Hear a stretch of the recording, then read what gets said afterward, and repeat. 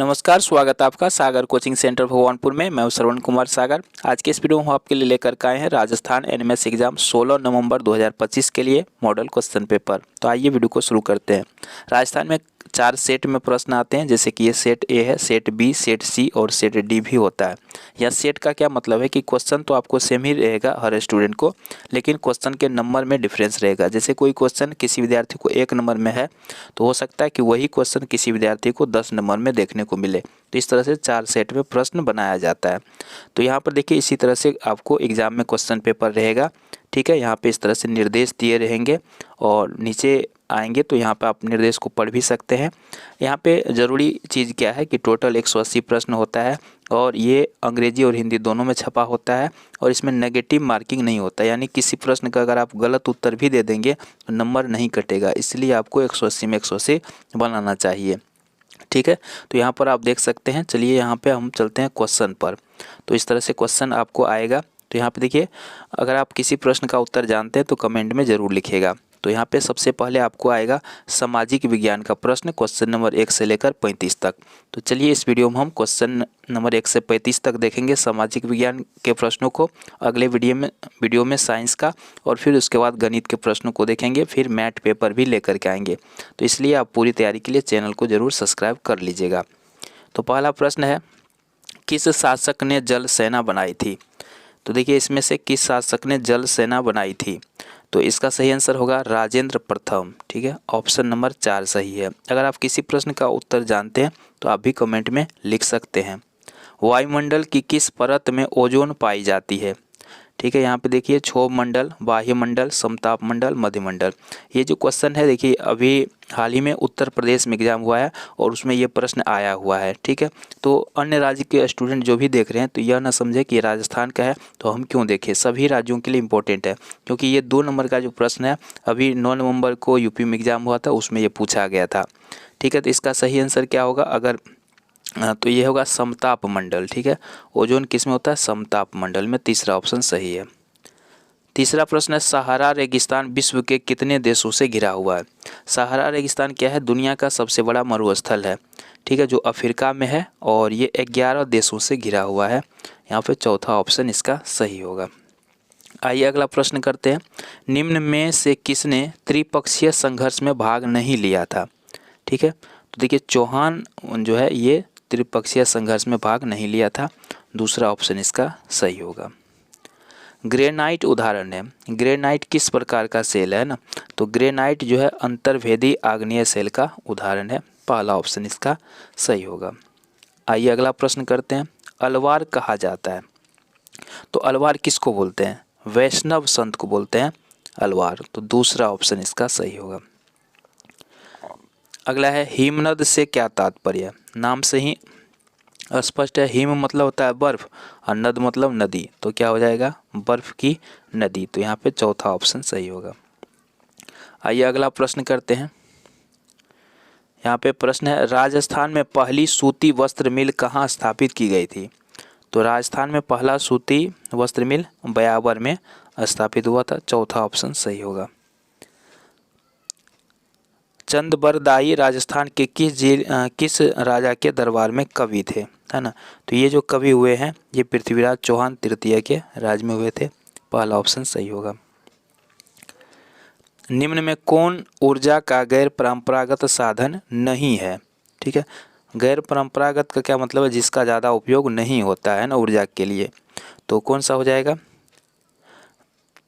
गैर परंपरागत साधन नहीं है। ठीक है, तो यहाँ पे परमाणु ऊर्जा, पवन ऊर्जा, सौर ऊर्जा, खनिज तेल, प्राकृतिक गैस। तो यहाँ पे सही आंसर होगा इसका परमाणु ऊर्जा। ठीक है, इसका ज़्यादा उपयोग नहीं होता है। तो ऑप्शन नंबर 1 इसका सही होगा। अगला है, बेंगू किसान आंदोलन का नेतृत्व किसने किया था? तो राम नारायण चौधरी ने इसका नेतृत्व किया था। तीसरा ऑप्शन सही होगा। 1927 में तरुण राजस्थान के प्रधान संपादक कौन थे? तो जयनारायण व्यास जी थे। दूसरा ऑप्शन सही होगा। राजस्थान में लोकल प्रश्न काफ़ी सारे आते हैं सामाजिक विज्ञान में।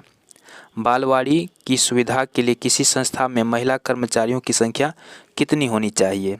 तो 30 से अधिक होना चाहिए। चलिए अगला है, किस वर्ष एमडीएम को उच्चतम न्यायालय ने राज्य सरकार को अपने स्कूलों में 6 माह के अंदर आरंभ करने का निर्देश दिया था?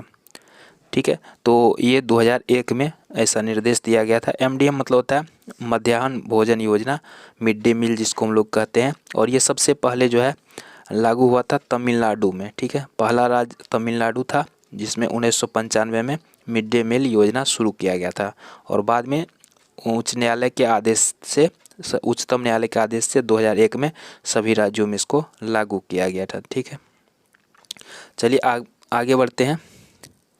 सरकार कर से प्राप्त धन का उपयोग करती है। कर मतलब टैक्स। ठीक है, तो टैक्स से जो सरकार को पैसा होता है तो उसका उपयोग किस में करता है? विकासात्मक कार्यक्रम के सेवाओं में, सही है। गरीबों को कुछ सेवा प्रदान करने में, ये भी सही है। राजमार्ग, न्यायिक व्यवस्था में, ये भी सही है। तो यहाँ तीनों ऑप्शन सही है, तो क्या हो जाएगा? उपरोक्त सभी। आइए अगला प्रश्न देखते हैं। मुख्यमंत्री की नियुक्ति कौन करता है? तो यहाँ पे क्या हो जाएगा? राज्य के राज्यपाल के द्वारा मुख्यमंत्री की नियुक्ति करता है, यानी उसको शपथ दिलाते हैं।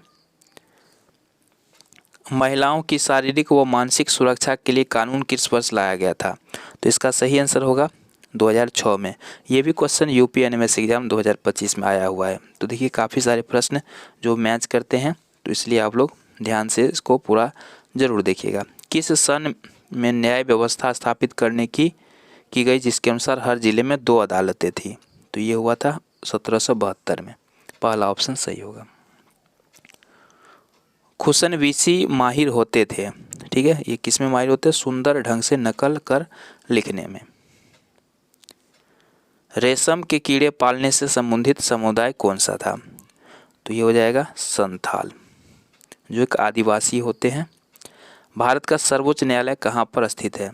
तो ये तो सभी को पता है, कहाँ है? नई दिल्ली में। आइए अगला प्रश्न देखते हैं। धर्मनिरपेक्ष राज्य के लक्षण है। तो कोई भी राज्य धर्मनिरपेक्ष है तो उसका क्या लक्षण होगा? कोई एक धार्मिक समुदाय की किसी दूसरे धार्मिक समुदाय को न दबाएं, ये सही है। कुछ लोग अपने ही धर्म के अंदर सदस्यों को न दबाएं, ये भी सही है। राज्य न तो किसी खास धर्म को थोपेगा, न ही धार्मिक स्वतंत्रता छीने, ये भी सही है। तो यहाँ तीनों ऑप्शन सही है। इस कंडीशन में होगा ऑप्शन नंबर 4 इसका आंसर। महालवाड़ी व्यवस्था में राजस्व संग्रहण किसके द्वारा किया जाता था? तो ये गांव के मुखिया द्वारा किया जाता था। कॉफ़ी का प्रमुख उत्पादक देश कौन सा है? बार बार ये क्वेश्चन आते हैं, तो इसका आंसर होगा ब्राज़ील। ह्यूमस का अर्थ क्या है? तो ह्यूमस क्या होता है? ऊपरी मृदा पर निक्षेपित जैव पदार्थ को बोलते हैं ह्यूमस। खिराज एक प्रकार का था। कृषि भूमि पर लगने वाला कर को बोलते थे खिराज। 1857 की क्रांति का कारण क्या था? तो इसका कारण क्या था? कंपनी का राज्यों के आंतरिक शासन व्यवस्था में हस्तक्षेप, सही है। राज्यों के उत्तराधिकार के प्रश्न पर हस्तक्षेप, कारतूसों में गाय और सुअर की चर्बी का प्रयोग किया जाना। यहाँ पे तीनों ऑप्शन सही है। ठीक है, तत्कालिक कारण में ये तीसरा था, लेकिन यहाँ पे सिर्फ कारण पूछ रहा है, तो 4 ऑप्शन, यहाँ तीनों ऑप्शन सही है, तो इसलिए ऑप्शन नंबर 4 आंसर होगा। लोकसभा में निर्वाचित सदस्य होते हैं। तो याद रखिएगा, लोकसभा में 543 निर्वाचित सदस्य होते हैं। देश में एक से अधिक स्तर की सरकार का अस्तित्व भारतीय संविधान की कौन सी विशेषता है? तो ये संघवाद है, इसको बोलते हैं। पर्यावरण के लिए प्रमुख खतरा है, तो क्या हो जाएगा? भूस्खलन, मृदा अपरदन, मरुस्थलीकरण। यहाँ पे सभी तो खतरा ही है, तो उपरोक्त सभी। आंध्र प्रदेश से संबंधित शास्त्रीय नृत्य कौन सा है? क्या हो जाएगा? कुचिपुड़ी। राजस्थान संघ का गठन कब हुआ था? 25 मार्च 1948 को।